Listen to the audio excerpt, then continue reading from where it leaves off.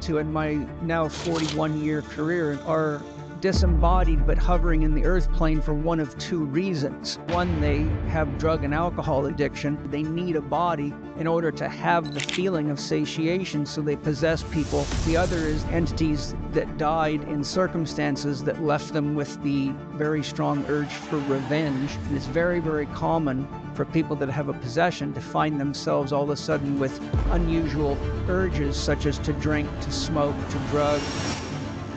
Some people are possessed enough that they're not noticing it. They just act it out. So one of the tips is that... Paul Chek, thank you for being here. My pleasure. Thank you. What is an entity, and what is an entity extraction? Essentially, an entity is a conscious agent within you that is not you. It's something, conscious entity that is other than yourself. And most of what people think are entities are actually not entities. They're what Jung called complexes. A complex in Jungian psychology is a network of emotionally charged neurons that connect by association and develop an autonomous personality in and of themselves. So eventually they begin to be so charged and so heavily connected throughout the nervous system and brain that they take on an autonomic personality, which leads to what is called multiple personality disorder. Many people have some variation of that. It could be borderline personality disorder or multiple personality disorder. Jung, in his work, identified people that he worked with that had as many as 100 different personalities in them. I've worked with many, many people with these kinds of challenges. Now, in Native American Indian philosophy, what causes these complex often leads to what is called soul loss. So the trauma of an event, for example, a child being traumatized by the parents or sexually abused or any kind of abuse that's enough that the child feels so threatened that the conscious sense of itself tries to escape the body, can lead to soul loss. So if that aspect of the consciousness of the child, for example, if a child is sexually abused, it's very normal for the soul to retract itself from the pelvic girdle, and it'll sit outside the body. The challenge is whenever we have soul loss, that fraction of the soul stops its psychological development at point of trauma. So many of what people think are entities are actually the fragments of the soul, and those aspects of the soul now become like watchdogs.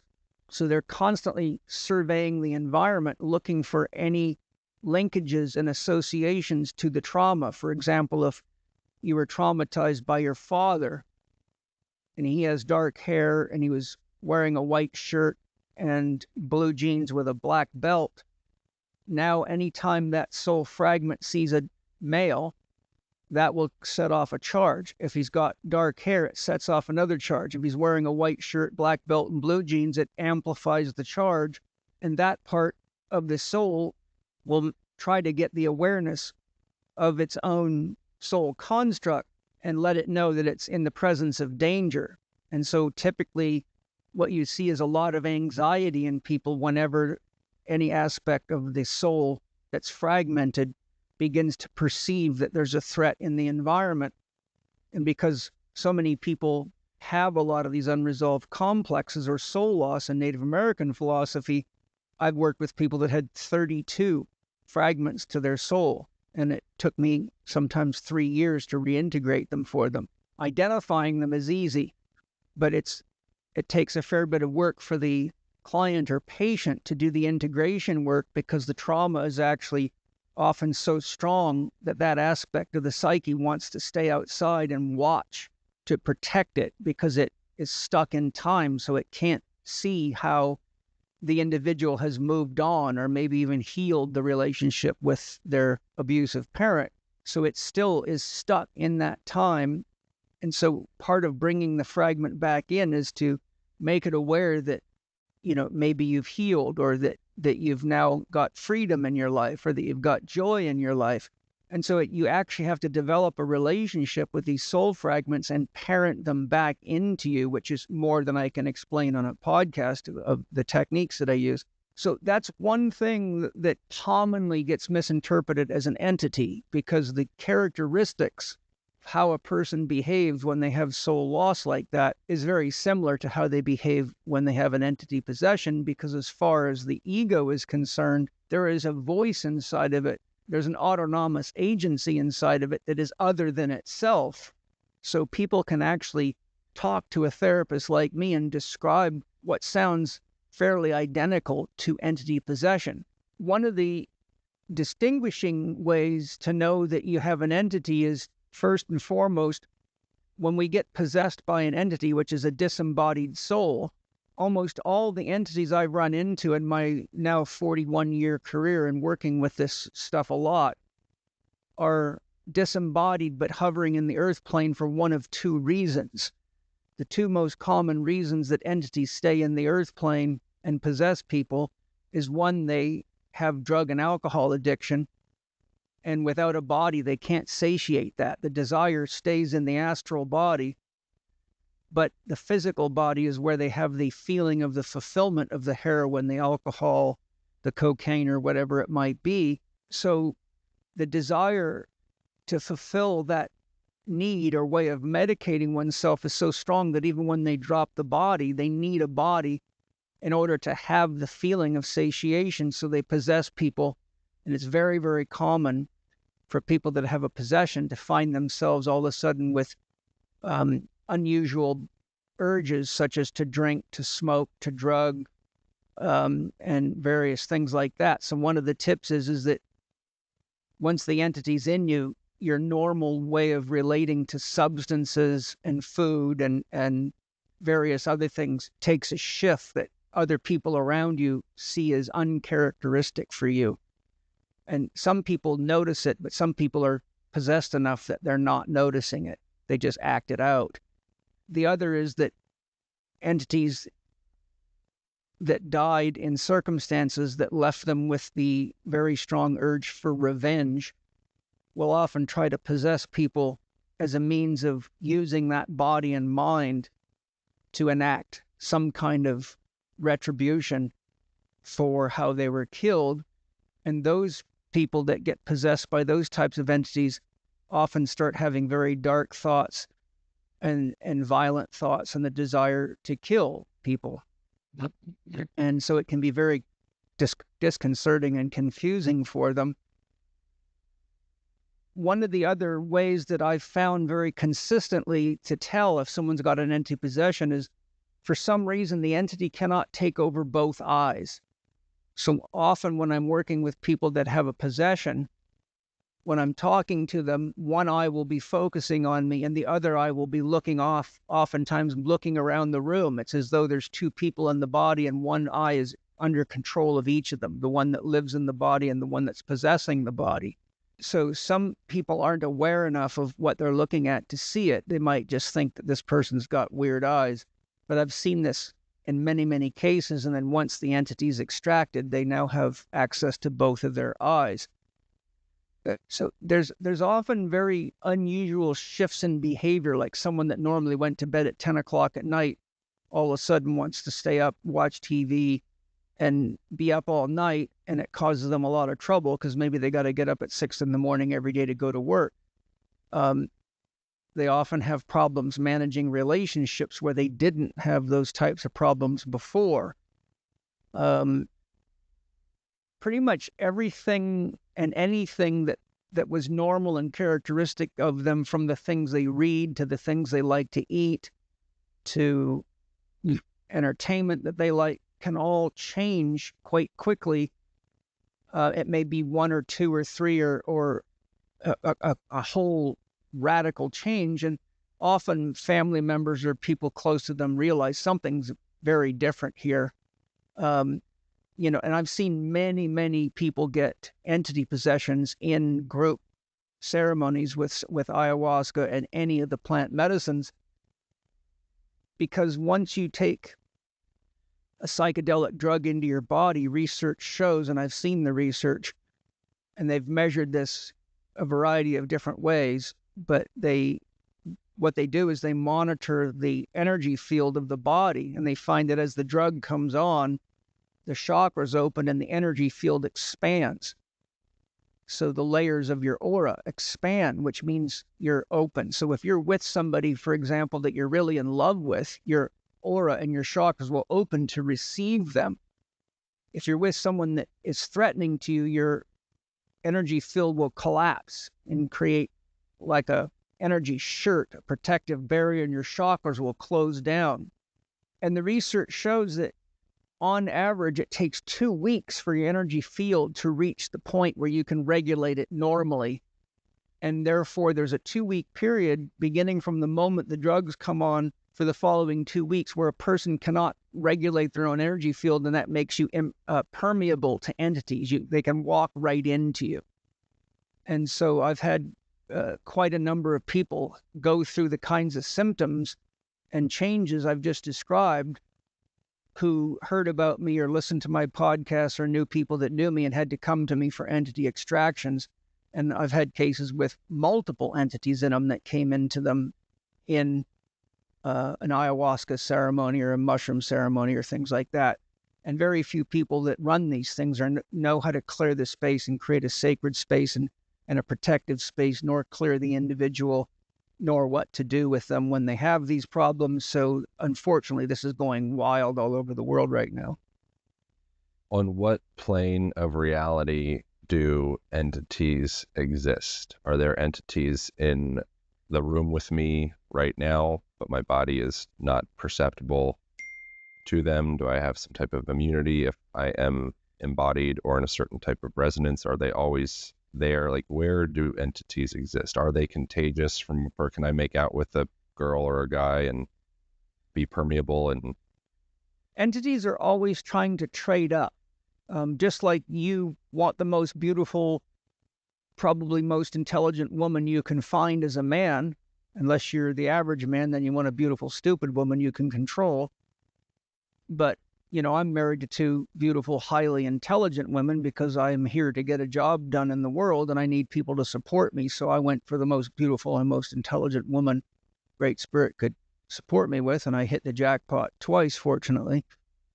The key thing is that to the degree one does not fully inhabit their body, like I said, if someone's sexually abused, they often disembody their pelvic girdle. If people are heartbroken, they will also extract themselves from their heart.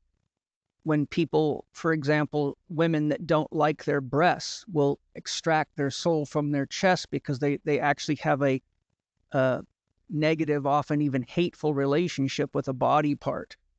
So whenever someone's not fully inhabited, that part of their body is open to any entity that wants to enter it. And in my third eye, when I look at people like that, they often have black holes in their energy field, or it looks like if you've ever seen a mirror that's been punched or hit and the glass fractures and pieces of it fall out and you see the black of the mirror where the glass is gone. So often after psychedelic journeys where people have been taken too deep and it scares them so bad it literally has a fracturing effect on the psyche, I can see holes on the energy field that are black, so they draw in light instead of pushing the light of that spirit out. So anytime that a person for any reason is not fully inhabiting their body, they're leaving themselves wide open to an entity that wants to possess them. Most of the entities are in the astral dimension, because when your physical body dies, you instantly are in the astral dimension. And so there's a whole process that goes on in the astral dimension. But one of the most common things you hear in near-death experiences is that people will go through a process, but then there will be a very powerful light that appears, which is often said to be the light of God, but and I believe that's what it is. And so, but if a person, for example, has a fearful relationship with God, which is one of the things that I find very disdaining about the Abrahamic religions, especially, is they all create this fear of a God that'll punish you and burn you in hell. So if a soul, for any reason, feels guilty, shameful, or is in a state of self-judgment for anything that it's done in its life and can't face God, then a lot of those entities will not enter the light, so they can hover in the astral plane for very, very long periods of time. I've run into many of them and helped many of them transition in my work. There's a very good podcast, by the way, on my podcast with a psychic medium named Sally Crow, who's famous for working with people in the afterlife, and my wife, Angie Chek, who's an expert at that. And I think it's called Life Beyond Death with Angie Chek and Sally Crow, Salicro. So there's a couple of hours of deep exploration by the three of us into our own experiences and what we do. But the answer is that most entities are in the astral dimension. Now, the astral dimension is not somewhere out there. The astral dimension is a much higher vibrational dimension that penetrates this dimension. So just like right now in the room you're sitting in, there's television waves, radio waves, microwaves for cell phones, and a myriad of other frequencies that are just above or below your sensory perception. The astral dimension interpenetrates the physical dimension like water is penetrated by wet, metaphorically. You can't separate water and wet. You can't separate the physical and the astral. And you can't separate the physical and the astral from the mental, because they're like higher vibrational entities condensing down into the lower dimension. So whenever God dreams itself into existence, consciousness condenses itself into form. This is why Cheng Tzu says emptiness is form and form is emptiness, because all form emerges from emptiness and ultimately returns back to emptiness.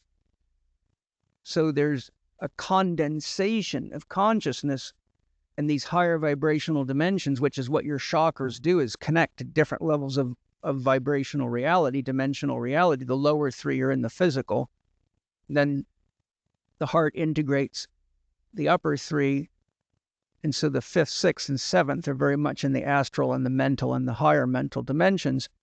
And those are the layers of a human energy field which are interpenetrating the body. So the entities are typically in the astral dimension, because if they move on to the mental dimension, then they're in the realm of archetypes. And so that's not a place where the person is so embodied that it's caught in urges and trauma from life. You actually have to go through a death process in the astral dimension as well, unless you move into the light and then you go through another process. So the answer is there's entities that can be all around you. It depends where you're at. For example, if you go to a bar where there's a lot of bikers, there's usually tons of entities there. Wherever there's people that are doing drugs, acting violently, or are very traumatized, such as villages of people living on the street,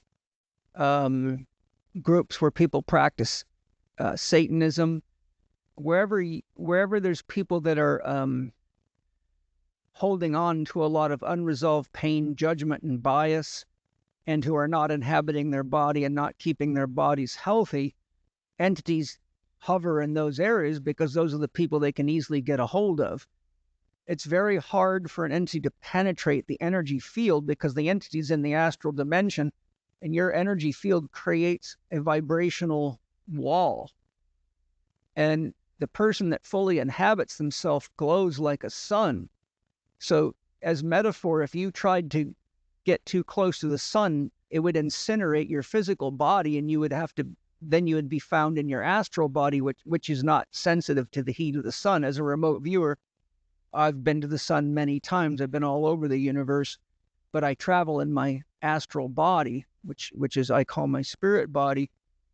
So I don't have to deal with the physical body, but the entities themselves, being in the astral body, want to get into a physical body so that they can inhabit the sensory systems and have the feelings of being embodied, whether it be to get sex, whatever they're addicted to. Typically could be sex, could be drugs, could be power.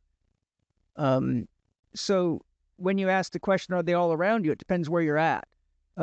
This is why, for example, by law, if you go to sell a house that somebody's died in, you have to report it. It's illegal to sell a house that somebody died in without reporting it. Why? Because one, children, especially up until about 5 or 6 years of age, are very conscious in the astral dimension, and they haven't fully inhabited their bodies yet. So what most people refer to as ghosts, they see just like I'm looking at you right now, and it can be very scary for them. And so there's also a lot more people that are sensitive to people in the astral dimension than the public is consciously aware of, because it's kind of a social taboo to talk about those things, unfortunately. It didn't used to be, but it is now. You can thank the Christian church for a lot of that. You can thank scientific materialism for a lot of that. So what I'm saying is, if you're in a space that is inhabited by people that put off a vibration that is more oriented toward love and connection, and not separation and lack or fear or judgment, if you're in an environment that creates more of a supportive environment for integration of the whole being, there's really nothing there for entities to sustain themselves. But as soon as you get people that are doing dangerous drugs, that are oriented toward emotions of anger, violence, hate, resent, revenge, the entities feed off of that, because like attracts like. So entities that left the world in a state of anger, vengeance, or addiction are only able to effectively come into resonance with people that have the same resonant vibrations, and the other ones have too much light and too much coherence for them to enter. So it would be for them like you trying to walk through a wall. But if someone's vacated themselves or is living in such a way that they're not coherent as a person, then it would be like you leaving the front door of your house open all night and wondering where your furniture went when you wake up in the morning, because you invite criminals into your house by not creating a safe container for yourself. Are entities souls with unfinished business in a way, like on this plane of reality? If someone, is it come from a previously embodied human, and when they pass, they kind of don't have proper passage? Is that what an entity is? Well, an entity can be a human, and most of them are, but they can also be non-human. You can have entities that come from areas of negative energy in the earth. You can have entities that are animals. These are less common than human possessions, but I've seen people possessed by very strange things that were even shocking for me to find. But you also have entity possession. Another version that's very common is through what are called egregores, or thought forms. And an egregore, for example, any thought produces an image in the astral dimension. So I'll give you a case history. I once had a woman come to me who was emotionally very distraught. She was in her 30s, and she was referred to me by her boyfriend, who is a Chek practitioner, who felt, for all the reasons I've outlined, that she might be possessed. And her behavior could be very erratic and unusual, and all of a sudden she would turn and act in ways that were completely uncharacteristic to the way she typically was in the relationship. And it could happen unexpectedly, and it often happened if they were having any kind of disagreements over things. And so I worked with her and I analyzed her, and I identified that she indeed did have an entity possession. But I found something very strange and unusual in her, which I have seen since, but she was the first one that I actually saw this, and this was probably 20 years ago. And so because I'm clairvoyant, I can look inside of people, and what I saw was, one was like a little toy donkey, but it was animated. Another one was like a teddy bear, and the other one was some other little creature that looked like something kids would play with, but these things were animated and they were talking to her and they were constantly trying to get her attention. And so when I investigated her childhood, I wanted to see what happened in the period of her childhood, because these were children's toys that were now animated. And so it turns out that she was from Australia and she lived a long ways out in the countryside, and both of her parents were medical doctors, and she was Iranian and her parents were Iranian, and they were immigrants. And apparently that was the only place they could afford to live, and both parents had to drive, I think, an hour or more into the town near them where they worked as doctors, but they couldn't afford a babysitter. So from the time she was about 5, if I remember right, she had to spend the whole day at home alone. And she was so isolated and alone that he began to dream up imaginary partners, and her child mind dreamed up these little characters, one that looked like a horse or a donkey, another one that looked like a doll, and another one, I can't remember what it looked like, but it was clearly an astral entity. And so when I was doing the entity work with her and looking inside of her, I explained to her what I was seeing, and she looked shocked. And she got quite emotional, and she started to cry. And I said, "What are you experiencing right now?" She goes, "It's been so long since this happened in my life, but you've just made me realize what it is that's inside of me." She said, "When my parents used to leave and leave me at home alone, I was so alone that I dreamed up exactly the beings that you've just described, and they were my friends, and I would play with them all day because I had nobody else to play with." And so what happened is she had dreamed these thought forms up, and she'd poured so much of her emotion and her psyche into them that she actually, you could say, ensouled these astral beings with a projection of her own psyche. But they had begun to feel alone and isolated and frustrated that they couldn't get her attention anymore. So they had reached point of such emotional charge that were coupled with the complexes in her own psyche from the trauma of being alone, that they were now acting negatively to try to get her attention. They were essentially throwing what would be like a temper tantrum that a child would throw, but inside of her. And so whenever she would get into a situation that would trigger off emotion, like an argument with her boyfriend, for example, or feeling fearful that she wouldn't make enough money this month, or any number of triggers, these entities would react inside of her, and her personality would change and her behavior would change. And so I extracted those entities from her, but told her that she would need to consciously connect to them and let them know that she was safe now, and that they would be safe if they just went back to the astral dimension, and that she couldn't hold them in her energy field any longer. So she had to go through a period of integration work where she learned to disconnect from these entities, but be consciously aware when they were starting to be active in her, so she knew to direct her attention inward to them, or they would literally take over her psyche.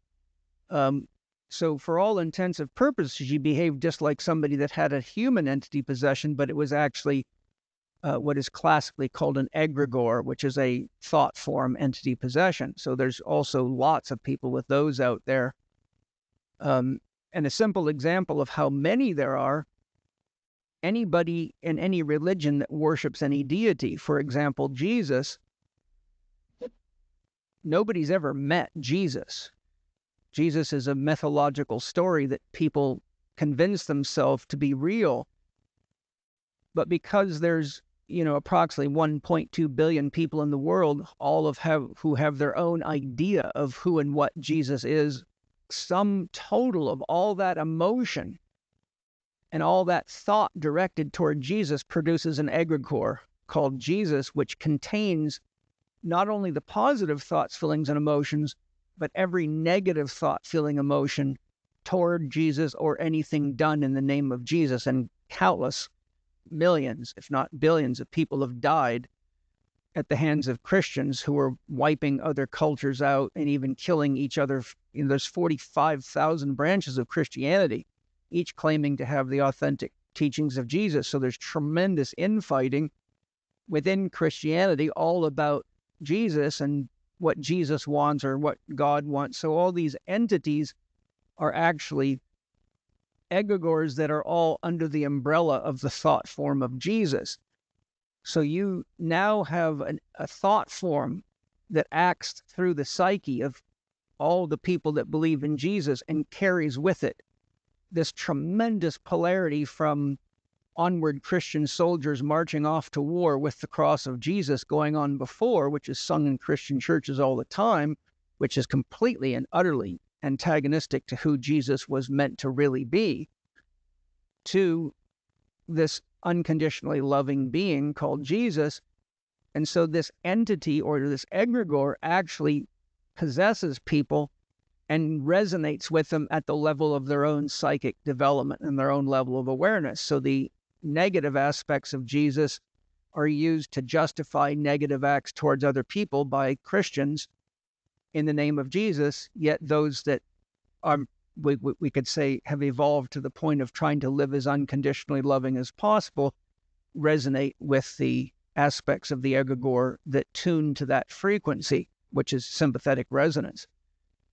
So you have an egregore for every sports team. You have an egregore for every company. You have an egregore for every governmental group.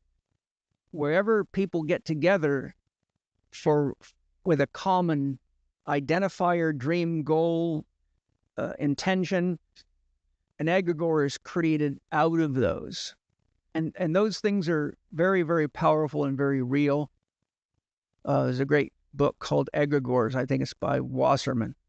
And it's very thorough and it's very real. And it shows you how cults are largely governed by and controlled by the egregore of the cult, and why it is so hard to get people out of cults due to the egregore possession, and what has to be done to remove people from cults, which is probably a lot more than we want to get into right now.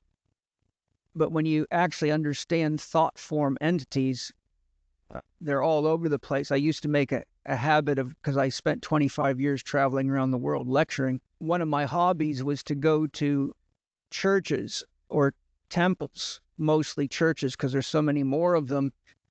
And I would just stand next to the church and put my hands on the wall and turn on my clairvoyance and look and see what was in the astral dimension all around the church. And I could see all the thought forms and emotions, and I could tell just by standing there what the vibration of the collective of people in that church was, very easily, because I'm very sensitive to those vibrations. But I would actually be able to see all the thought forms hovering around in and around the church, because they float around kind of like, if you've ever seen balloons that got loose from a celebration, how they float up in the air, but they can only go so high. And they'll sit there, then as the helium gas breaks down, they'll start sinking down.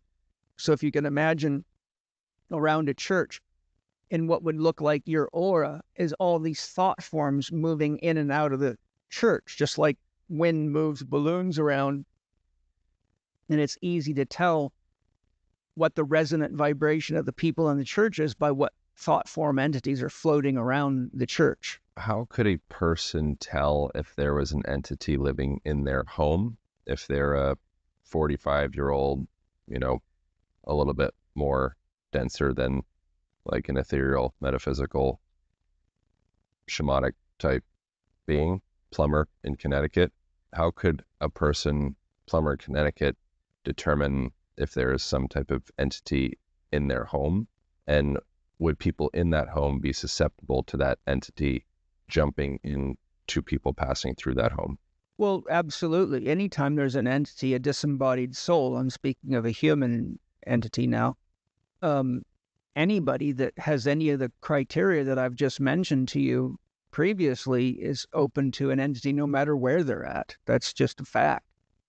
Some of the ways that a person could be aware there's an entity, and it depends on the energy of the entity, because entities are as varied as human beings are. So you've got, very unhealthy, very judgmental, angry human beings, and depressed human beings, and anxious human beings, all the way to very loving and very wholesome human beings. We have an entity that lives in our main house. Someone died in our main house. And in the previous house I lived in, that Penny and I bought and lived in for 13 years, they announced to us when we went to look at the house that the people that built it, it was either the mother or the father, the wife or the husband's father, that had died in the house. And within a day or two, Angie and I, and Penny, who's not clairvoyant and usually doesn't see these things, actually could see this entity and described him to me and Angie, and was exactly bang on. So it was kind of a shock for all of us, because it was the first time Penny actually saw an entity, because she's more of a left brain, logical, rational person. She's not really into a lot of metaphysical stuff. But he looked like this one, for example, he looked like a well-dressed man of about 75 to 78. And he looked like he was dressed for Sunday school. He wore really nice clothes and a hat. And for example, when Mana was about 3, I used to see him standing out in the garden having a full-blown conversation with someone, but he was looking up like he was looking at somebody, but in the physical world, there was nobody there. But in my inner vision, I could see he was talking to this man. And so once I saw the man was there, I went to him in my spirit body, and I said to him, you can stay here, but you must never hurt, confuse, or do anything negative to my family, my children, or anybody that ever visits here. And he told me with assurance that no, he just loved it here and didn't want to be anywhere else. And he asked if he could stay. And I said, sure. And in our big house here, there's also an entity that died in the house. But once a person dies, they don't have to maintain the age and the look that they're in. They often take the age and the look of their favorite time of life. So a lot of people, for example, that die in their 80s and 90s, if you see them in their astral body, they look like they're in their 20s or 30s. They look when they were at the peak of their life. That's very classic. The one I've seen in the house looks like a little girl. But the answer to your question is some of the ways you can tell. You could be, for example, sitting and maybe reading a book or watching TV and see something moving in your peripheral vision. Most of these things are picked up by our peripheral vision. The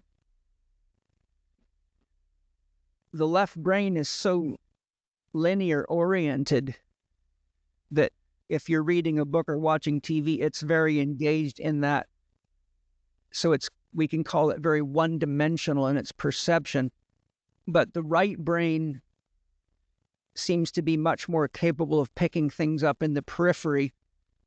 And so oftentimes people might be reading or washing the dishes and looking out the window, and all of a sudden feel somebody standing next to them. A lot of people don't have clairvoyance, but they feel something in the room. They feel just like the feeling of somebody staring at you, and you turn around and sure enough, someone's staring at you. So it can feel like there's a presence in the room. Depending on the energy level of the entity and other factors, you can often hear them moving in the house. Strangely enough, it'll sound like someone walking in the house, and you go looking to see if someone's there. There's nobody there. You can hear, sometimes you can hear things moving, like somebody moved a pot. Carl Jung describes how Carl Jung was going through a sort of a crisis period in his life, and he realized he needed to be more in touch with nature. So he built himself quite a large house out of stone right on the lake in Zurich, Switzerland. And he wanted to return as much to sort of natural living as he can. So he had no running water, no electricity. He did everything by hand. So, it was like, poop in a hole in the ground toilet. He had to cook with fire and wood in a stove. But he had a rack like you see in a lot of chefs' kitchens where he had beautiful, high-quality brass and other copper cast iron pots and pans.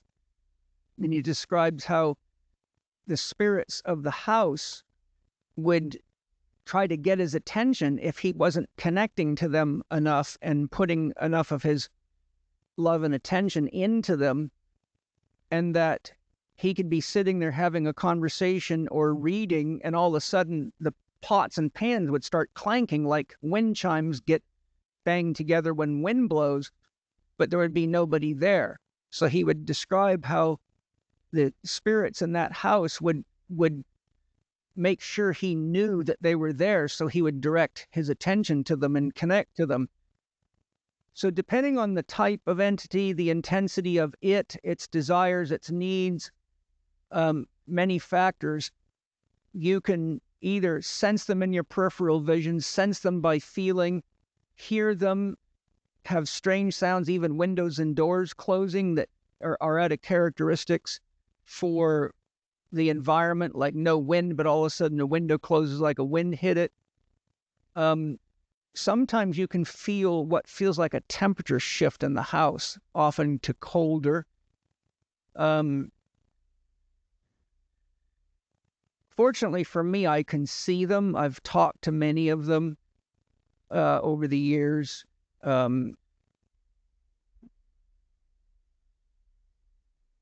Those are the main things. But one of the fastest ways to know you've got an entity in the house, two ways, is one, if you have kids that are less than 6 years old and haven't gone through too much trauma or indoctrination yet.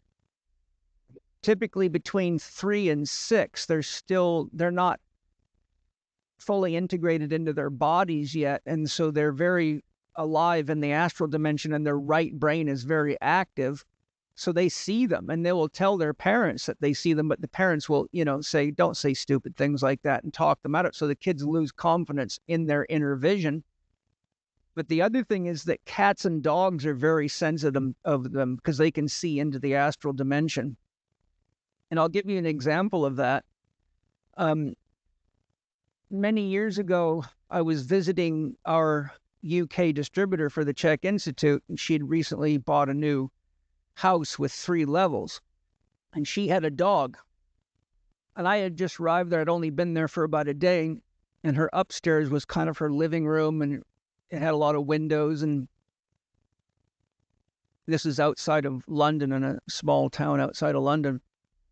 In those days, I was doing a tremendous amount of research. So when I wasn't teaching or working with clients, I spent most of my time studying. And I was up in her living room area, and all of a sudden, I felt something come into the house through the window, and I looked, and it was a cat. And her dog happened to be laying on the floor with me, just hanging out with me, and it started chasing the cat all over the place and barking at it and trying to catch it.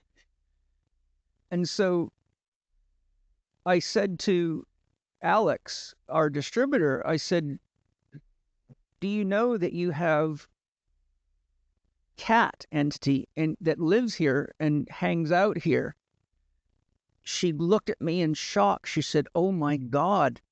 She goes, where did you see it? I said, well, it came right through the window and came out and was hanging out with me up in the reading area. And I saw it many, many times after that. I mean, consistently it was there. But the reason it was so shocking is she goes, Paul, the craziest thing is since I moved in this house, sometimes 2 or 3 or 4 times a day, my dog will go batshit crazy and start running around the house like it's chasing something, and it's barking and barking, and it's just going wild.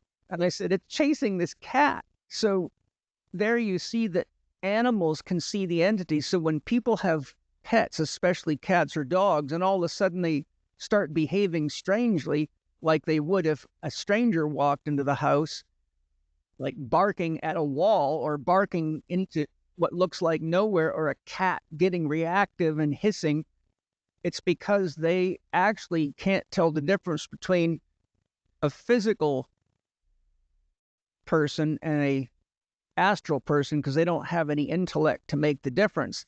And they will react to these astral beings exactly like they would react to a stranger walking into the living space. I've had that experience with, I have a dog. And about maybe 4 months ago, we were out for a walk and we walked past this kind of old house. I think it was actually got converted into they sell plants or something there.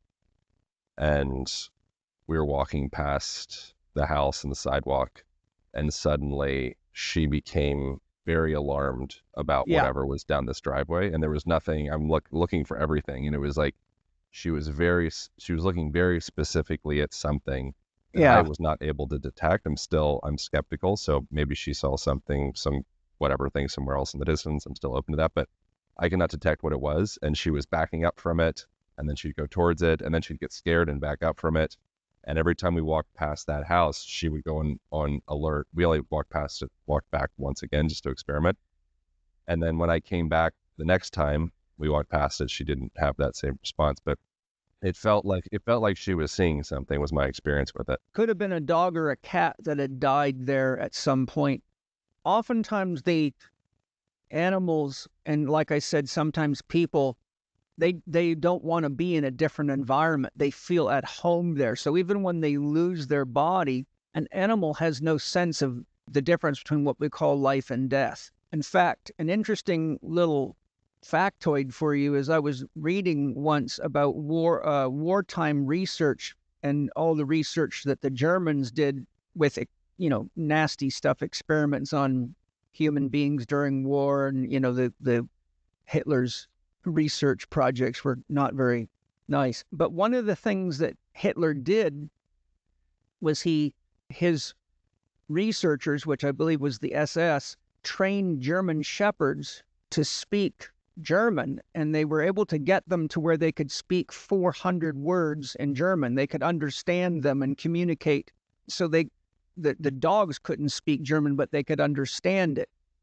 But what they did was they developed a code, kind of like Morse code, so they could ask the dog a question and the dog could scratch a piece of wood. They would put a piece of wood on the ground like a scratch pad. And just like you have Morse code, they could ask the dog a question, and they trained it to speak back to them in this code, which would be translated into German. That's how they trained the dogs. And like I said, the dogs were able to handle about 400 words in German. And one of the questions they asked the dogs is, "Are you afraid of death?" And consistently, the dogs told them there is no such thing as death. So that was a very interesting thing that came out of that research that I thought was quite profound. Ibrahim Karim, the founder of Biogeometry, who's an extremely tapped-in human being, says that all animals essentially live in what we call our right brain, that they have very little to no left brain function at all. So there's no barrier between dimensions for them. In other words, a cat that's astral and a cat that's physical are just cats to them. So that's another way, is to watch the behavior of animals, particularly cats and dogs, because they both are very sensitive to astral entities and react to them just like they would, and human entities as well. It doesn't surprise me that story comes to your mind, because I have a German Shepherd. So it doesn't surprise me that the story that pops into your mind is a story about German Shepherd, or that could be your go-to story. And it just happens to be one that when I'm talking to people about what happens when you die, I cite that because it's actually a very interesting experiment, because most of us can't communicate with dogs at a rational level. We think we can, but research, for example, shows that the dogs don't actually remember the words we use. What they do is they lock on to inflections of our voice and our tone. In other words, if I've got two dogs, one's Teddy and one's Samson. When I say the word Teddy, Teddy does not hear Teddy. He hears the vibration, the inflections, and knows with intention that when I look at him and he hears that combination of, call it frequencies, that's his set of frequencies. He responds to that, but he doesn't in his mind think the word, oh, Teddy, that's my name. So I just thought it's always a very interesting thing to share with people that are afraid of death, because oftentimes people have more trust in what animals say than they do humans for good reasons. If a person comes into contact for the first time that they're aware of with some type of entity in their lives, in their homes, in a hotel, and somewhere of the sort, what is the user manual on how to engage with this entity in the best way? What are the best practices? The same thing you would do with another human being. If you walked into your house and there was a 75-year-old man sitting in your living room, wouldn't you first say, well, who are you and why are you here? I would personally probably shit my pants and run out of the house. Yeah, well, I guess. Sorry. It would depend. I mean, if you saw some buffed out prisoner with tattoos all over the place, then, I'm an ex-paratrooper and have a long background in martial arts, so I would probably behave a little differently. But my first question would be, why are you here? Don't you know this is not your house? It's my house or whatever. But the way to interact with them for those that can see them is simply to talk to them. When I do entity extractions, which I don't enjoy doing for a lot of reasons, I've done a lot of it, but I try not to send out to the world that I want to do that kind of work for reasons that I explain very thoroughly in that podcast and audio series with Kedrich Olson. Simply put, people that have a tendency to attract entities are very commonly people that are stuck in the child archetype, the victim archetype, the saboteur archetype, or the prostitute archetype, and don't really want to participate and take responsibility for their life. So over the years, I've had to do multiple extractions of entities on the same people because they keep continuing to stay addicted to drugs and violent behaviors and not taking responsibility for their own mind and their own life. And so I don't enjoy working with people that don't really want to heal. And when they come to me with entities, they say, look, this is a sign you really need to start taking responsibility for yourself, because if this is happening to you now, it means essentially you're getting worse, not better, because you're becoming a target for entities that know that you're easy to take over. And that makes your life more complicated, and it makes your relationships more complicated, etc. So having dealt with so many of these people, I saw there was a common gestalt at play. That doesn't mean that others don't get possessed. I've seen good people get possessed, which is very, and when I say good people, I mean people that shouldn't really be dealing with a possession based on everything I've shared here. But there can be things that happen. And so the good news is once you take an entity out of a person like that and identify any factor that they have, some factor in their life could be maybe they're going through a divorce and they're very angry. And so that's an unusual state for them. When I teach them what they need to do to protect themselves from entity possession, they'll do it, because it's usually very disconcerting to have an entity in you. What would be, so if you experience, probably most people, I would presume, are not clairvoyant in that way, and they have different types of voyances. Maybe they feel, maybe they hear, maybe they, internal messages, something of the sorts, just like a kinesthetic type sensation. Maybe it's a temperature thing. But if it feels clear that there is something among them that is, not on this plane like human, what would be next best practices to follow? Direct your attention to it and simply ask it, who are you or what are you and why are you here. The way you hear an entity, they speak telepathically. That someone in the astral dimension, you can look and see their mouth moving, but your physical ears don't hear it. So it would be clairaudience that you'd have to hear it in.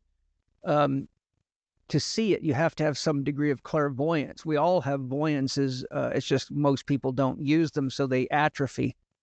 But the simple and criteria or prerequisite for communicating with an entity of any type is that once you state a question, you have to completely empty your own mind of your own thought. So if pretended you were an entity and I said, Aaron, this is me pretending you're an entity, who are you and why are you here? I wouldn't hear what I would hear right now on this podcast through my ears. I would have to ask the question, empty my thoughts, and what would show up next would be like listening to my own thoughts, but they would be actually you speaking to me.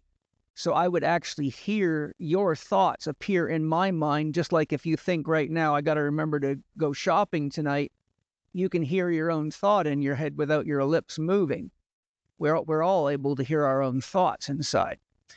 So you simply have to listen inside of yourself. But what the part is that most people have a hard time with is their minds are so, like constantly bubbling with tons and tons of shoulds and shouldn'ts and fears and gotta do, can't do, blah, blah, blah. It's like there's just like a whole auditorium of talking heads in there. So they don't get still enough inside themselves to ever clear out the crosstalk, which is all their complexes talking to each other. But anybody that can calm their mind and listen, once you ask a question of an entity, you just simply listen deeply, and what you will hear sounds just like your own thoughts, but you will know it's not your own thoughts because A, you're not thinking it, and B, it'll be an answer to a question you've asked them. What is the most common thread or theme of what an entity would respond with if you were to ask an entity in a home, why are you here?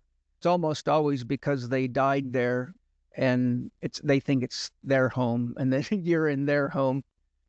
And most of the time they love being there. Like the old man that I told you about in our Vista house, he just loved it there. It was a really beautiful property, orange trees, 3/4 of an acre. You could see the ocean from the front driveway.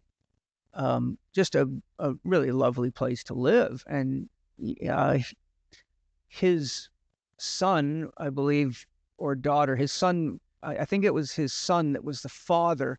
They raised all their kids there. They built the house themselves. They lived there for 35 years. He was a scientist and she was a professional woodworker, an award-winning woodworker. And the garage was a huge woodworking studio where she built tables and chairs and furniture for a living. And he came to live with them as he got to be too old to take care of himself, but he just loved it there and didn't want to leave. So typically that's what it is. If it's anything other than that, it's almost always because the entity has followed somebody home for all the reasons I mentioned before. It can also be that there is negative entities that are attracted to the house. For example, where I used to work was a beautiful 3,400 square foot house on top of a huge cliff that went down to a small lake. I called it the Heaven House because it was just stunningly beautiful, and the house was just really beautiful architecture. It was an octagonal house, high ceilings, marble floors, very special place. And all my clients, friends, everybody loved being there because it had gorgeous views and was just an awesome place. I forgot what I was going to tell you about that place. What was it that you were asking me about? What is the most common question that they would ask or response to the question? Oh, yes, thank you. So why I was mentioning that is that, I moved there to get away from people. It was it was 20-minute drive out into the middle of nowhere for me and barely could get internet connection out there, which made it really hard to do client coaching and things like podcasts. But that's why I wanted to be out there, because it was secluded. But I'd only been in there for 1 month. I came to work one day and the house was trashed. My computer was ripped off. My very expensive high-end Mac screen, big screen I use for, doing image work and stuff like that, was gone. The door had been kicked in. But interesting, when the sheriff came out to investigate, he informed me that that house used to have a meth lab in the garage, and that he had to come out there, multiple times in the past due to violence and other stuff like that. And now I had done a thorough clearing on the house and used a shamanic clearing and sage and everything else. And he suspected that the reason it got broke into is because people that knew there was a drug lab and there didn't realize they were gone, and they came into the house looking for drugs or to steal anything they could sell to get a drug fix. So the point I'm making is, if you're in a place where you've had a cult, or you've had a lot of drug use or drug manufacture or violence, or people practicing black arts, anything that creates a resonant field that's attractive to entities of that type can cause a possession of any kind of house or building. How often would an entity that a person would come in contact with have malevolent intentions? Well, it's hard for me to really answer that objectively, because most of the people that come to me because they're having a lot of problems with entities, and they were already having problems to begin with, which is what set them up for this. And so the people that come into contact with entities that are not negative don't come to people like me, because to them it's not scary. It's very interesting and fascinating. They often develop relationships with them and learn things from them. So you normally only hear about the negative ones. So I can't do justice, because I don't know what percentage of people that have contact with entities are having positive contact. I only know that the ones that come to me for help come because they're it's really turning their life upside down, causing a lot of trouble. But I would imagine it's probably like the Tai Chi symbol, fairly balanced between the yin and the yang of it all. It's just that we're more aware of the darker aspects of it, not positive aspects. If there is an entity in someone's space and they do not want it to be there, whether the entity is benevolent or malevolent, how do you go about extracting an entity from your space? Well, there's a lot of ways. Some of them take a lot more skill than others. One is you can just get everybody in the house together in a circle, hold hands, do a prayer, and first fill yourself with unconditional love, and then fill the house with unconditional love. Bring the vibration up as high as you can, and then direct your attention to the entity and say, thank you for leaving our sacred space. This is our home, and we need to have the sanctity of our own home, and we would like you to please move to the dimension which is your natural home at this time, not here. So oftentimes it just takes a prayer with clear intention, and also the intention to fill the space with your own love, harmony, and energy. Most entities have a hard time existing in high vibrational energies of love. That's one of the fastest ways to protect yourself, is just keep your heart open, try to live from your heart, because quite a lot of the positive entities would never do anything to infringe upon you. Just they'd be respectful, just like a human being would be respectful to you.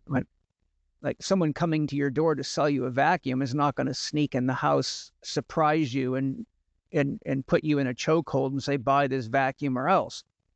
So with negative entities, there's almost always, in all my experience, there's something that they want or need that they can't get, and they think that they can get it there. But almost always what it is that see, a lot of entities, because they don't have a biological system, they don't eat and breathe, and they don't create life force energy, which you have to do to keep your body alive. They actually have to feed off of people's emotions in order to get the same thing you would get from eating and drinking and what we would call acquired chi, technically. So negative entities, like places like biker bars and fights, and wherever people are doing alcohol and drugs and acting rowdy, because they go and actually feed off of those emotions, just like you drink water and eat food. So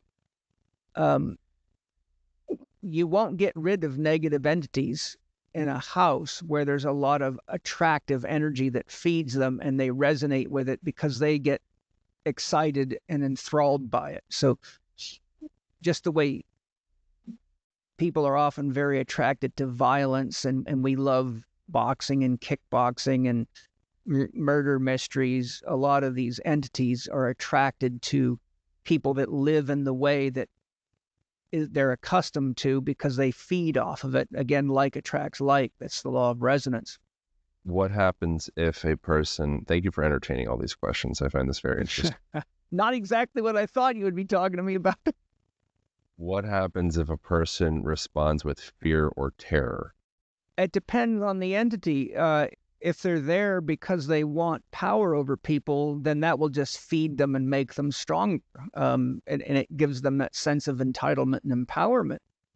When I'm doing entity extraction, I have to be very, fortunately, I have a background in, as a paratrooper in martial arts, and violence and fear and death are things I've confronted many times in my life. So I know how to stay centered in myself and not lose composure. There's a lot of things they do to you at the elite level of training as a soldier to teach you how to stay centered in yourself in extreme situations. Otherwise, you could start killing your own fellow soldiers, not realizing what you're doing.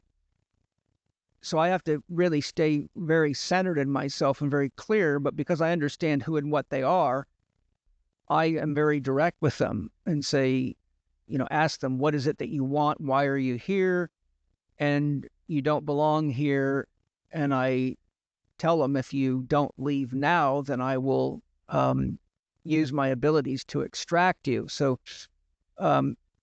there's things that you can do that this gets to be a bit technical for a podcast, but it could be the use of certain frequencies, such as tuning forks that repel them. It can be prayers where I bring in healing guides or angels, or I will call on higher dimensional shaman that have very high powers that will come support me in basically pushing them back to the astral dimension. There's other things you can do if you study the lore on the topic. One thing you can do is you can take salt and put a trail of salt around all the perimeter of the house. You can do it inside and out. Salt, are you aware that, for example, if you want to keep flies away, you can put these things that hang in your doorway and they reflect the light, and birds don't like them either. So like in our orchard, we hang these reflectors because it freaks the birds out. So the salt actually scatters light, and so it creates like a wall of light that entities have a very hard time passing through. So an ancient technique is to just like the Taoists do sand mandalas. You've ever seen the sand mandalas?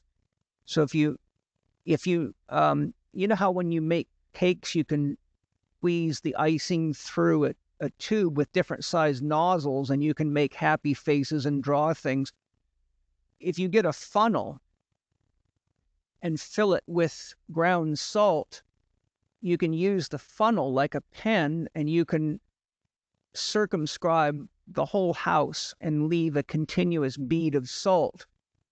And then the entities have a very hard time possessing the house.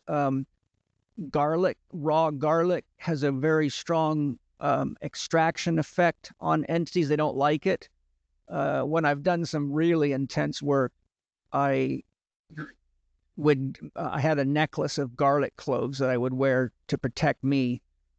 There's also things you can do, biogeometry. The biogeometry sells a CD you can play that produces frequencies that neutralize negative energies and bring up BG3, which is centering energy. It's healing energy, which is very repulsive to entities, and they don't like the frequencies of the biogeometry clearing audio. You can use an L90, which is a pendant that has a repelling energy on entities.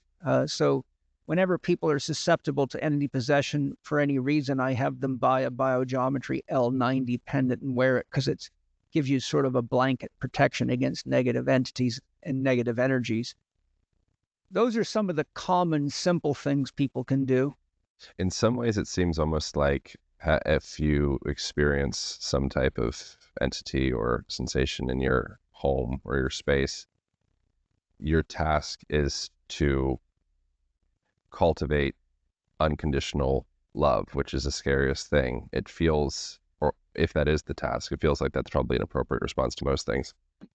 I don't think it has to be unconditional, but you want to, the first thing the first thing to remember is that all entities at a spiritual level are some expression of yourself, because ultimately there's nothing here but God. So right now I'm just looking at the Aaron of myself, and you're looking at the Paul of yourself. But in order for God to experience love, it has to create the illusion of separation and individuality, or there's no way for there to be a lover and a beloved. But ultimately, what's looking through your eyes at me is exactly what's looking through my eyes at you. So when we reach the point of enough spiritual realization as to what really is going on here, then we have empathy and compassion for the people that are lost, scared, confused, and even people like Bill Gates, who is a real spiritual challenge for me because I know he's also God. But I have to confront that part of myself and figure out how to integrate that into myself without creating the illusion of the devil over there and creating separation, because then I'm buying into an illusion. So the point I'm making is that it's almost impossible for us to love unconditionally for many, many reasons that I go into in my more advanced training with my students in Spirit Gym and in the Chek Institute. We can hold the intention of giving unconditional love and we can project unconditional love out, but to love somebody else unconditionally is tricky because, like when mothers say, I love my children unconditionally, well, you already have broken the law of unconditional love because you're not loving everybody else's children that way. So you're creating a condition. So you've already left the law of unconditional love by saying my children, not yours.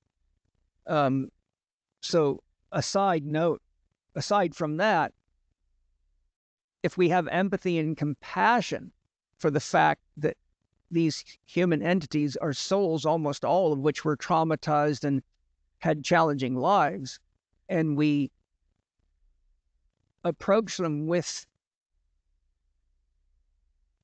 love, respect, and reverence as though we were trying to help them, then we have a much better chance of helping them. A lot of them don't even know that they're dead, strangely enough. I've ran into many of them that actually, when I told them that they were dead, they had a hard time believing it because the shock of dying, like people, for example, that die in intense car accidents or bomb blasts or various other things, that they literally can be walking around on the earth plane wondering why nobody is talking to them, and like it's almost like they're still shell shocked, sort of, so to speak. But I've had to help people, and so has Angie, many times to realize that they'd lost their body. Because once you lose your physical body, you're in your astral body, and if you look at your astral body, it looks just like your physical body, except it's made of light. But because you're in the astral dimension, the density of the light creates the same relationship to your astral body that you have to your physical body. When you dream, you're in your astral body. And how real is that? Well, this is something I've heard you mention, so where you got it from, but when a pickpocket sees a saint, he only sees a pocket. When a saint sees a pickpocket, he sees God. Yes, and that's exactly it. And what I was going to say is like the experience a person might have, and this, I don't know how accurate this would be, but an experience a person might have experiencing some type of energy or entity, it could create fear, it could create kind of chaos, it could draw up a lot of, internalized sensations. And it almost feels like love in a way, or a relationship. And if you can, with anyone, it doesn't need to be a romantic relationship, but particularly a romantic relationship might draw up a lot of sensations of fear, or it might draw up sensations of repressed stuff, childhood, anger, resentment, things of the sort. And the task in the situations is, are you able to see God within the pickpocket? Exactly. If you can do that, you become safe, you become a safe space, because you became a safe space for Yeah, yourself.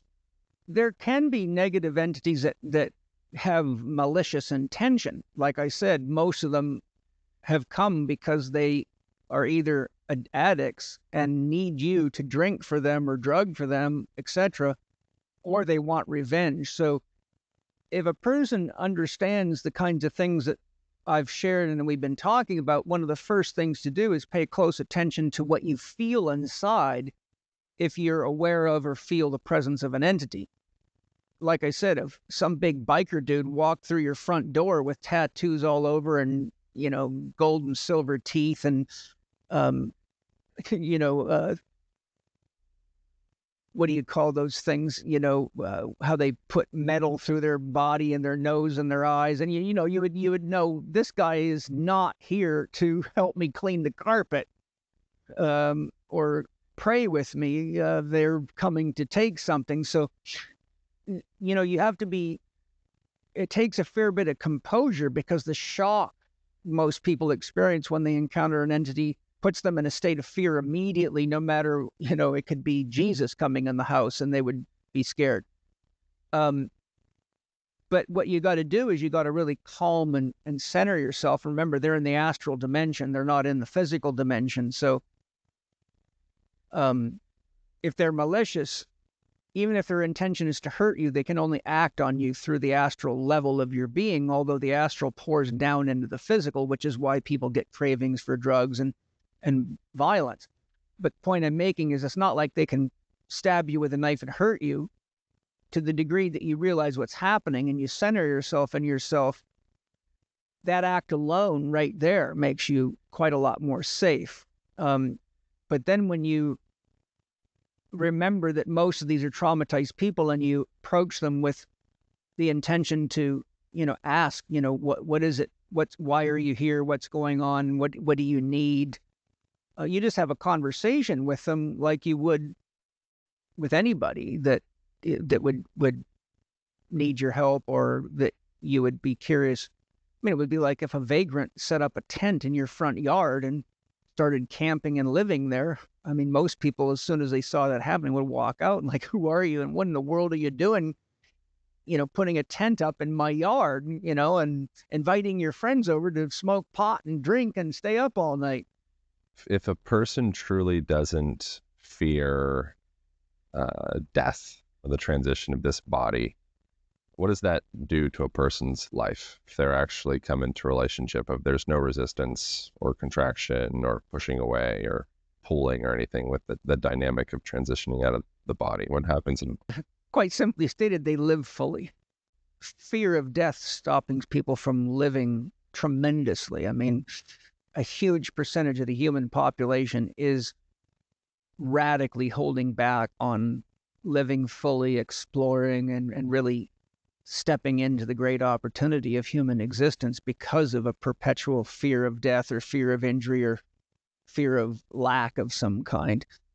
But, when a person's not afraid to die, the healthy aspect of it is you really engage life fully. The unhealthy aspect, which is usually in younger people, is you just do stupid things, and you're lucky if you survive yourself. Like young men do countless stupid things all the time, with cars, with drugs, with sex and every other thing they can get their hands on, because testosterone's a real hard chemical to manage for a young man.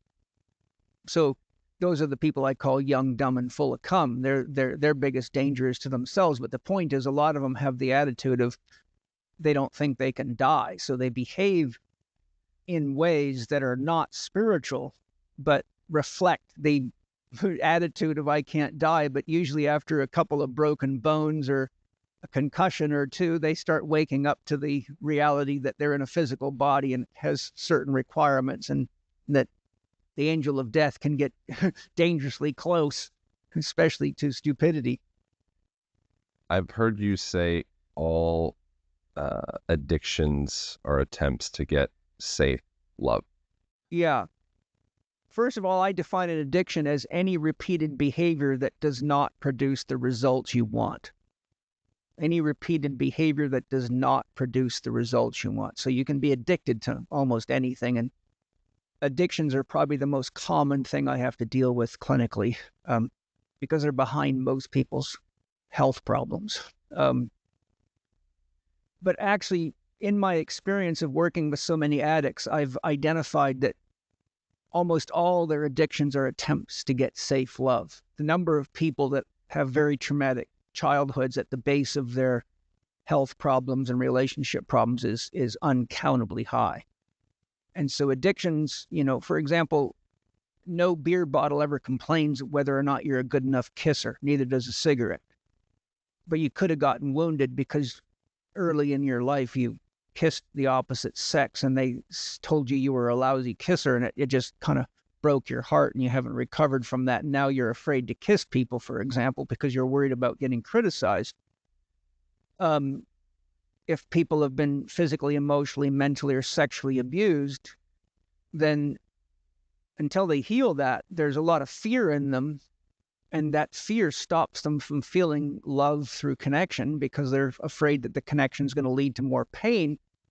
So heroin and alcohol and many drugs actually numb the pain that for the first time allows them to have a sense of freedom. If you translate that, allows them to feel connection, which is what love is. I define love as the flow of energy and information through empathic and compassionate connection to oneself or another, any other. So you can love a person, a place, or a thing, but there's a flow of energy or you wouldn't feel it. There's information. We all know there's a difference in what it means when someone says, I love you, from sarcasm to deep commitment. So there's the flow of energy and information through empathic, I feel, and compassionate, I understand, connection to self or other. So if a person can't get a sense of empathy and compassion and connection from another, then they will get it through whatever means they can, whether that means being a workaholic and loving your work, or being an addicted athlete, or addicted to alcohol, to drugs, to sex, whatever it is. I've heard you also say something along the lines of unconditional love, or maybe perhaps just opening ourselves to love, whatever kind of semantics words, can be scary because it will dissolve the ego. And if you really truly open yourself up to that, you'll have to allow the story, the architecture of the stories that you hold with yourself to begin to dissolve, or at least be open to that. But I feel like it's a lot of this is tied to this fear that we hold, a fear of death. And I've heard I was listening to a thing with Ram Dass, and there was someone was asking him a question, and they were asking around like the fear, and they said something along the lines of, it almost feels like it's like we have fear of the fear of the fear of the fear, and we play, and the fear can squirt out in different ways. Oh, I'm afraid of, financial stuff. I'm afraid of safety. Oh, I'm afraid of relation stuff. I'm afraid we get hurt. Is there something beneath the symptomology of fear that's like there's actually a core thread of fear that humanity holds? Am I getting too deep with that question? Is that No. If you read the book It Didn't Start With You by Mark Wu Lin, who is an expert on ancestral trauma and ancestral healing, one of the questions he teaches you to ask to identify what somebody's core wound is what is your greatest fear? And the process you go through is, if I said, Aaron, what is your greatest fear? And it's fear that I might not be successful. then I would say, what is your greatest fear of not being successful? That I might not feel like my life is meaning or of value. What is your greatest fear of not feeling a life of meaning and value? So you keep going that till you get to the reductio ad absurdum, the absolute core fear. And that's where, as a therapist, I have to start doing on the healing, because if I work at any of the higher levels of fear, it's like topping a weed, it'll just grow back, because it's a knock-on effect of a deeper fear. So my work as a therapist is to get to the core fear. For most people, it's fear of death. And then I ask them, what is your fear of death? And it can be a variety of answers. And kind of a paradoxical thing that comes to my mind, because of my level of awareness, when my children came in, I have a 45-year-old son. I wasn't quite so awake when he came into the world because I was only 18. But when Mana came in, I was 54, and Zoe came 3 years later at 57. So I had developed myself and my abilities quite a lot. And I also had studied childhood development and a lot of Steiner's teachings on how the soul incarnates and all the relevant things. So one of the questions I asked my kids is, and Mana gave the answer I'm going to give you now. Once Mana could carry a conversation, I said to him, do you remember what you were doing before you came into Mommy's womb? He said, yes. I said, what were you doing? He said, I was wandering around the universe all by myself, looking for a family. I was alone. And then he said, spontaneously, about 1 or 2 seconds, he paused, and then he said, oh, actually, I wasn't alone. I was with Zoe. And I said, well, what were you guys doing? He said, we were looking for a family. But then he started laughing. He says, but I got to Mommy first. Zoe had to wait. How old is he at this point that he's saying this? He was, I think, 4, and Zoe came 3 years after him. And so, then I asked him, well, why did you choose us and things like that? But both of them said the same thing. They said, we both have been watching the world and we see there's real problems, but we both have skill sets that are going to be needed for the transition the world's now entering into. And you and Penny and Mommy have the knowledge that will activate our past life knowledge to remind us of why we're here. So we specifically chose you to awaken us to who we are and why we're here. Okay. What would you say your suggestion for a parent to foster a child into this soul, into this world, and not contaminate them with too much adulthood at a young age? Well, the biggest fear any foster child has is the issue of abandonment. It's a very deep wound. Oh, I don't mean foster child. I just mean foster them into the world, like any child. Oh, any child, like like how do I foster this soul into the world and not contaminate them with too much of me or too much of, just like I talk the author Neil Strauss. He has a son, and that was one of the things that he suggested to me in a conversation, was like that thing that's the most boggling for him is like, how do I maintain that imagination and the dream and the wisdom, like he holds this wisdom now. How do I not contaminate that and pollute that, but keep that safe and cultivate that for him? Yeah, I understand the question. Steiner, for example, warns that most parents should not play with their children until they learn how to play, because they are so judgmental that it actually stops the child from enjoying playing and can be very disruptive to its childhood. He says that parents need to go learn to play like children by being around children and learning to emulate children. But they have this terrible tendency of, because children are so in the astral dimension and so in their right brain, because the right brain is the main mode of brain function, and there's a progression toward left brain starting at about 4 years, progressing through 12 years and beyond, which is why Steiner doesn't like teaching children how to read or giving them mathematics before age 7 to 10, depending on the developmental rate of the child, because it pushes them into their left brain and they lose touch with wholeness.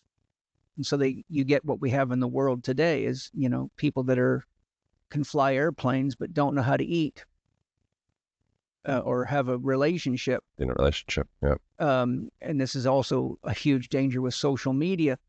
But so step one is learn to play without attachment to outcomes, just simply to play. The next thing is the biggest misconception that parents make is that child is their possession. You're my child, and I'm going to shape you into what I want you to be. You're going to be a doctor or a lawyer or whatever it is. And so they forget that that is not their child.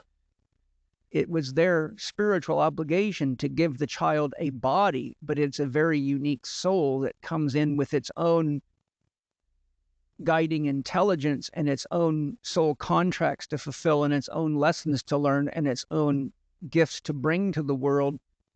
And so the most important thing a parent can do is to clean, feed, nurture, and protect, but not to coerce or force the child to do or be.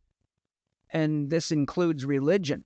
Parents have a terrible habit of imposing religious ideals on people. And I've had to work with a number of sick children over the years because the parents were at their wits' end as to what to do. Often it starts in school with learning disorders and an inability to learn and angry outbursts and things that get kids put on psychotropic drugs by psychologists and psychiatrists. But if the parent realizes this soul is a very unique being that's come to them to get indoctrinated into the time, place, and culture it's in so that it can carry out its own soul path, and we give the child exposure to as much as we can in its childhood, be it music, musical instruments, sports, books, toys. We have to let the child find itself. And they all, Arnold Mandel, famous psychologist, Jungian analyst, mathematician, expert in quantum physics, a genius who recently died, unfortunately, wrote many excellent books. He did research and showed that 70% of people became exactly what they dreamed they would be between ages 5 and 7. So if you go to a little boy who's 5 to 7 and say, what are you going to be when you grow up? And he says a policeman or a fireman or a doctor or a forest ranger, 70% of the people surveyed in large surveys actually became exactly what their childhood dream was, because the soul's already awake to why it's here. It just gets reminded of that by exposure to the right environment, such as seeing a fire truck, like we've taken the kids many times to the fire station, so they could all of a sudden realize I'm a fireman, and their whole life on the inside now becomes oriented to, directed to, and interested in everything to do with being a fireman. But when parents try to coerce the child into something else, it becomes extremely stressful. And it's actually quite dangerous, and Jung describes this very thoroughly in his writings, and that is something paradoxical can happen. If the child feels so stifled at the soul level that it can't do what it came to do. For example, if you have a kid who's naturally inclined to music and being a musician, but the parents keep telling it, quit goofing around on the piano all the time or the drum set or whatever, you need to study and, you need to become a doctor or an accountant or a lawyer or something respectable. The child's soul can actually get so much what we would call developmental stress that the soul actually can revert in polarity. So the daemon, the guiding genius, can become demonic to the degree that the heart of the child cannot be fulfilled. It can develop so much resent for its own parents, its own life, and even teachers that it feels like are forcing it to do things, that the polarity of love reverses and now it becomes rebellious. And so you can now have children that get into drugs really early. They need a way to escape the pain, or they start being violent. They do anything they can to demonstrate to the parents that they're not happy with their life and that they need help. I found this to be a very common thing of the children that I've had to help, because the parents hired me to help them with children that were being indoctrinated in Christian churches and were sent to things like Catholic schools, where they were getting all this hard rules and scary stuff about God and punishment, because the soul had already evolved beyond that level of development. And it was extremely suffocating for the soul, and the soul felt like it was moving in the wrong direction. And in every single case, I was able to encourage the parents to put the child in a Waldorf school, and every time they did, the child began to blossom, and the behavioral disorders and health problem cleared up. Or get them into self-realization fellowship under Yogananda's teaching, which is another very Unitarian path that's open to all faiths and philosophies without judgment, or Baha'i, or things like that that are universal but not constricted to a belief system of any one type. So the point is, parents have to be very, very careful about imposing their ideology onto a child at the expense of suffocating that soul, and that basically can lead that soul into a really hard period, which they may not be fortunate to come out of, because if they get caught in drug addictions and violence, they can end up in prisons and gangs. And I think that's one of the reasons we have so many problems with gangs, and so many people in prisons, and so many people that are anxious and depressed and suicidal. I mean, I'm sure you know right now the statistics of anxiety, depression, and suicide are at the highest levels they've ever been in recorded history in all age groups. And I think it's because there's so much existential angst in the world right now, with things that really, COVID was the kind of the big bomb to the culture, and to the family unit, and to the soul, and to a sense of meaning. So now we have a tremendous problem with existential angst, and the children are feeling lost and hopeless. And one of the most dangerous things for a child is having parents that don't have any clear sense of direction in their life. That's very scary for a child. Like if mom and dad are fighting all the time and constantly bitching because they don't have enough money, and a lot of angry emotions, then the children, they feel confused, and they don't know what to do to help. So ultimately, the children inadvertently end up feeling it's their job to try to heal and help their parents, but children shouldn't be taking on those kinds of responsibilities, because it knocks them completely out of childhood, but it also leaves them feeling guilty and shameful because they don't really know how to rationalize what's happening, so they embody it as though it was their fault. And that's very traumatic to a child. It's more weight than a child can usually hold, which is one of the reasons we have so much anxiety, depression, and suicide and disease amongst children, as well as other factors such as bad diet and environment and lifestyle. But you mix all those together, you got one hell of a melting pot for the destruction of a child's life. Thank you so much for making time to do this. I want to ask you one final kind of closing thing. I'd love to keep on talking for another hour, but if there was the biggest lie from your perception that modern people might be convinced by, that if they released that lie that they tell themselves, might open them up to a deeper sense of ease or liberation or freedom or grace or love in their life. Is there any standout lie that people are telling themselves with regularity? Yes. And it's not their fault. It's the product of religious programming, and that is that God is out there, and that we're fallen, and that we're sinners, and that we're being punished, and that you have to go through another medium such as a church or Jesus or somebody else to get to God. And so what happens is people live their life always trying to figure out how to be lovable enough to get God's approval, which makes them very afraid of death and God.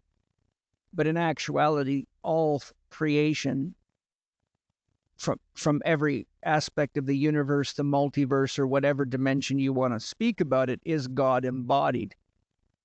God is the earth, the water, the fire, the air, the birds, the bees, the flowers, the trees, the human beings. There is nothing that is not God. By definition, God is prime source. Anything that is in creation is an expression of the divine dreaming itself into existence for its own self-realization, its own awakening, and its own experience. And even though God is said to be omniscient, all-knowing, people forget that there's a difference between knowing and experiencing. God can't know its own perfection until it tests it. We can't have wisdom without the actual process of life and learning and growing and having the challenges and trials that ultimately produce wisdom. So God actually dreams itself into existence, falls asleep in the dream, and we and all living beings are God embodied, going through the process of getting experience so that its knowing can be verified through experience. So one of the biggest story that people tell themselves is that God's out there and they're always trying to be good enough and petitioning with God for acceptance. But in reality, God is the only source of a soul, and all souls are inherently God's unconditional love on a journey of self-realization and self-expression. And each soul brings something unique to the world, and only that soul can give the world.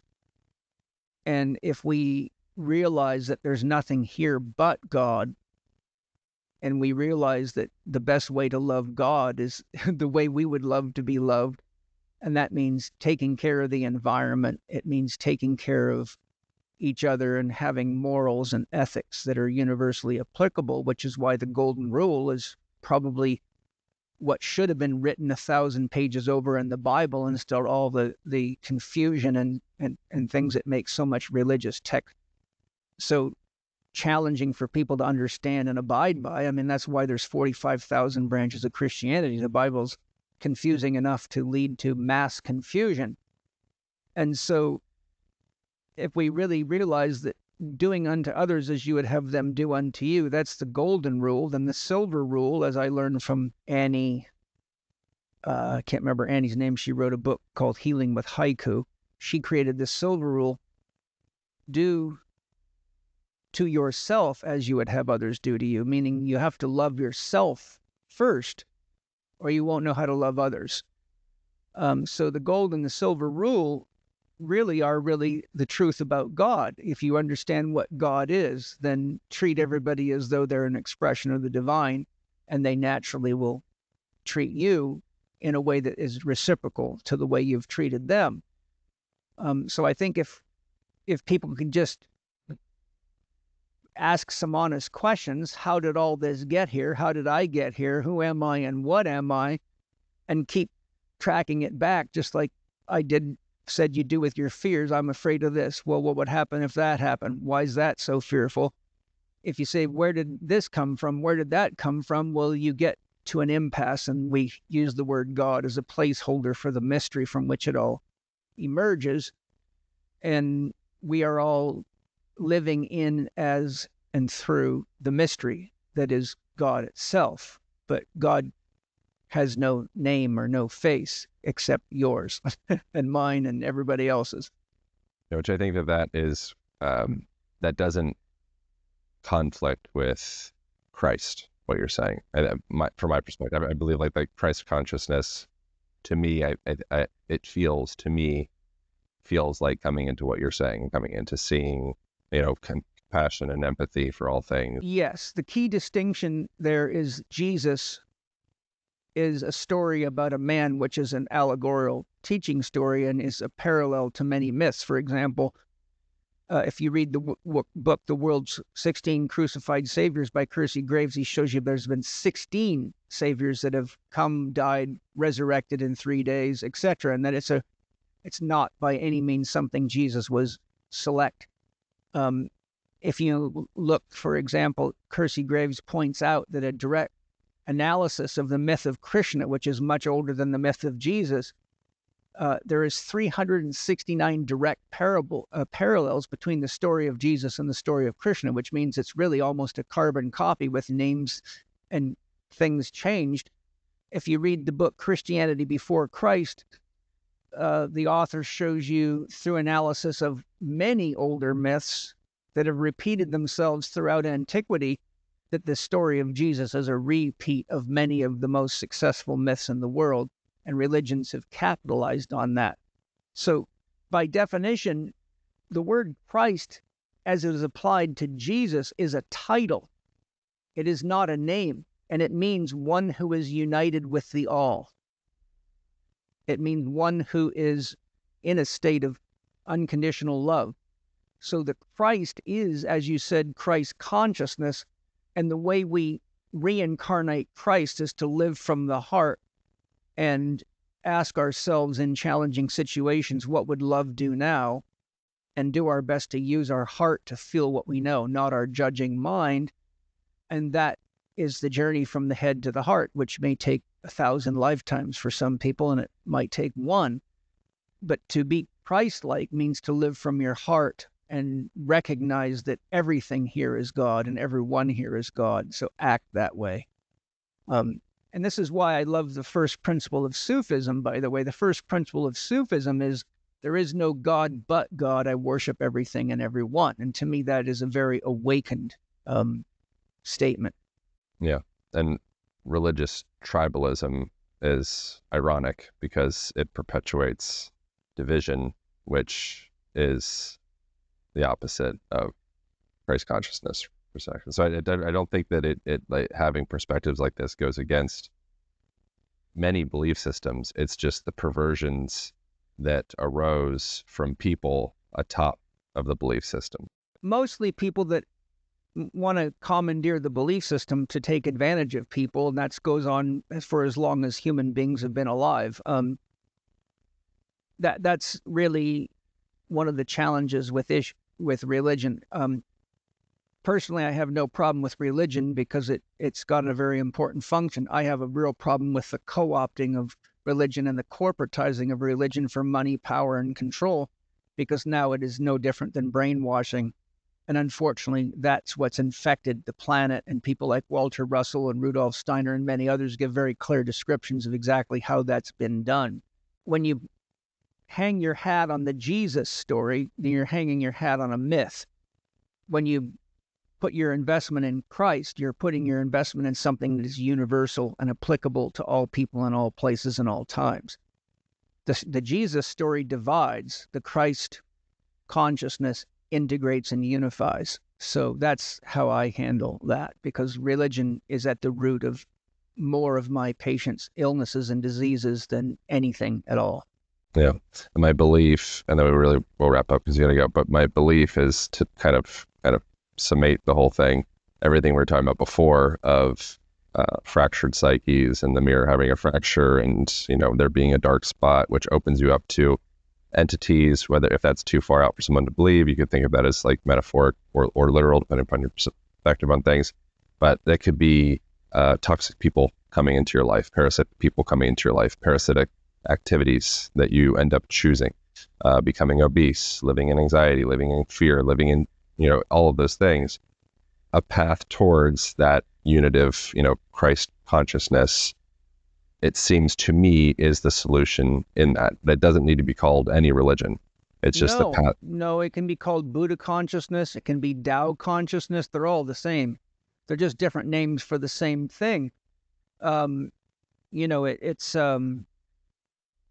It's for Christians, it's very important to remember Isaiah 45:7, which is so truthful that about 25 or more years ago, the Christians begin changing that so it doesn't read the same. So in some Bibles, it won't say what I'm about to tell you, but I have a collection of a good 12 or 15 different Bibles from different periods, different countries, and different styles, so I can compare them.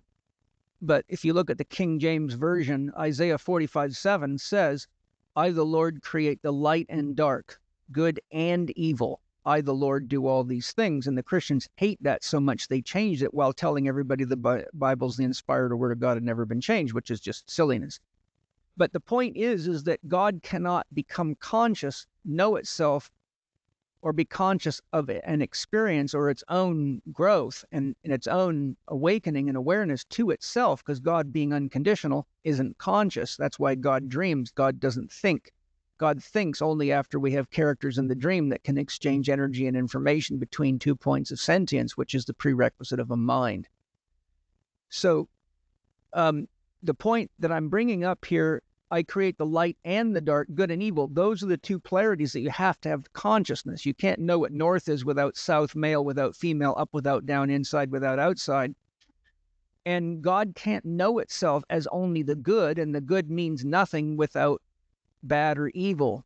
So essentially, evil paradoxically upholds the good. It points to it so we know what it is and what it isn't. Evil is really the absence of love. Good is that which is good for everybody, which would be, as archetypally, good, beauty, truth, and love are that which is good for everybody. But you can't have truth without not truth, good without not good, love without not love. And so that creates a field of tension in which mind is able to make distinctions and discernments. And this is why the famous Jungian analyst and psychiatrist Edward Edinger said, consciousness is a psychic substance produced not blindly, but in living awareness of opposites. Point being, God has to enter into both of its polarities. It has to allow us the choice not to love so that we can love out of free will, or love is not authentic. You might as well be a blow-up doll or a robotic lover. Without good and evil, we could not have free will, and therefore we wouldn't really be alive or human. We would just be robots of some kind. And God itself can't know itself without exploring all of its potentials. So what we call evil is really God exploring the negative polarity of itself, and what we call love, good, beauty, and truth is God experiencing the positive polarity of itself. But those have to happen simultaneously, or God itself cannot make meaning. And if there's no capacity for meaning making, there's nothing for spirit to flow into. All you got to do is look at any time in your life you were doing something you thought was meaningful or meaningless, and you had no esprit de corps, no willingness to do a good job. It was more like an illness that you couldn't wait to get rid of. So because the function of God's dreaming in life is meaning making, so that God can evaluate its infinite potentials against reality to see what's ultimately true, we have to actually understand the function of these polarities and how consciousness is created and evolves. Or we can fall into a negative relationship with God and religion, because we can easily fall into the trap of saying, well, if God is love and God is God, then why all the evil in the world?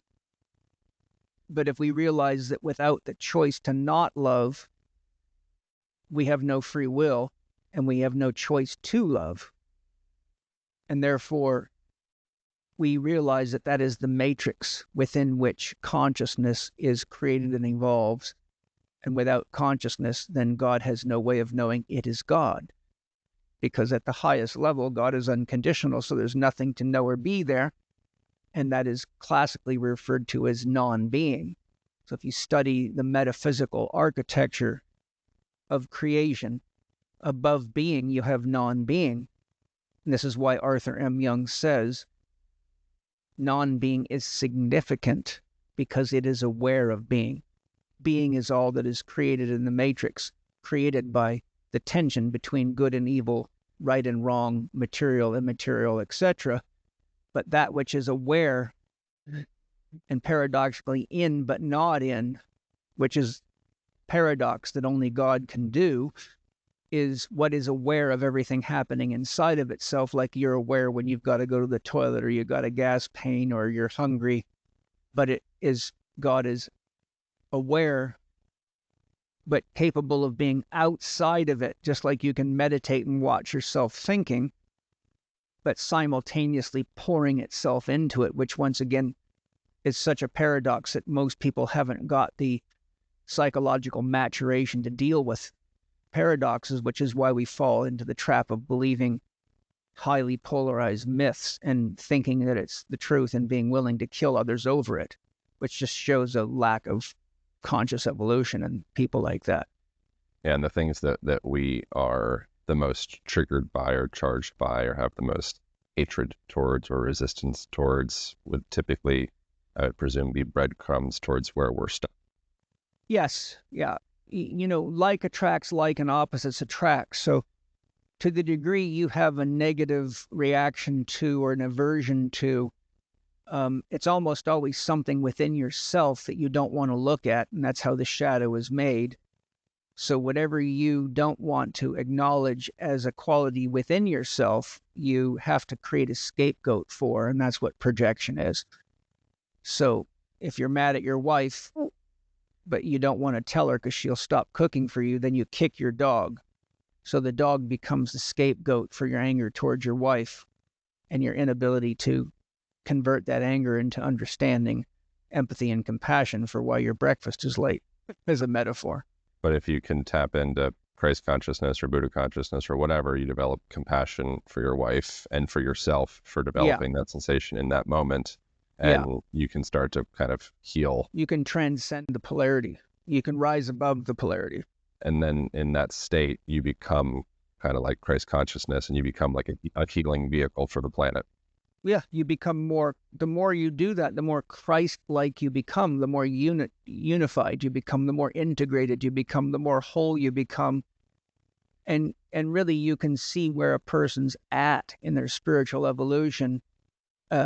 Simply put, as I teach in Spirit Gym, people at the beginning of their evolution are I-centric. All religions that are I-centric have it my religion against your religion.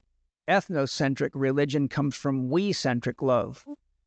We love Christians, but we don't love anybody else. I love my family, but I don't love you.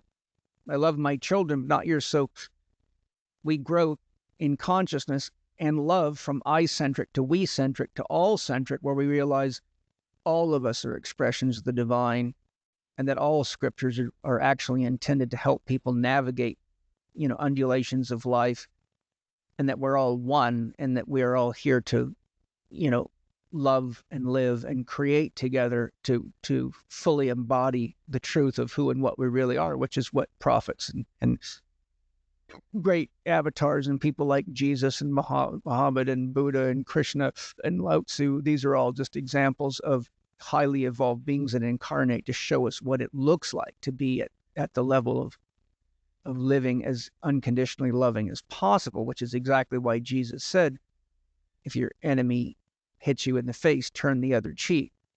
Love your enemy as yourself. Well, I've met 0 Christians yet that can do that. But I've met many that will kill you or accuse you or criticize you or ridicule you because you're of a different faith and haven't taken Jesus as your savior and things like that. And this is unfortunately rampant in most religions. So it's not just Christianity, it's just the state of human beings. And I'll close by saying we must remember the world is a schoolyard for souls that are about 3rd grade level of evolution. So the world's always kind of full of these kind of paradoxes and crazy traumatic experiences because most of the souls here are still very unevolved, with the occasional soul that comes to the world like a school teacher or a guide. So you get every now and then an Eckhart Tolle pops out of the park and says, here I am. Or, a Yogananda or a Ibn al-Arabi or, Meister Eckhart or Saint Hildegard of Bingen or Father Thomas Keating or, people like that. They come back to school to guide and to help organize us so that we don't get too lost in our own mythology.